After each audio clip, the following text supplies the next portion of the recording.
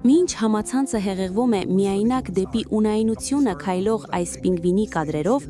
հայ ֆիլմը 1972-ին ստեղծեց Վինին, մեր մանկության հերոսին, ով հասկացել էր կյանքի իմաստը գտնելու ու արժևորելու կարևորությունը դեռ տասնամյակներ առաջ։ Վինը չընտրեց պինգվինաշենի հարմարավետ վանդակը, նա ընտրեց պայքարի ճանապարհը։ Նա չցանկացավ ուղղակի գոյատևել ու հարմարվել մի օրինակությանը, նա ցանկացավ ինքնուրույն որոնել իր ուղին։ Նա կոտրեց իրեն կապող շղթաները միայն նրա համար, որպիսի փոխանցի դրանք հաջորդներին,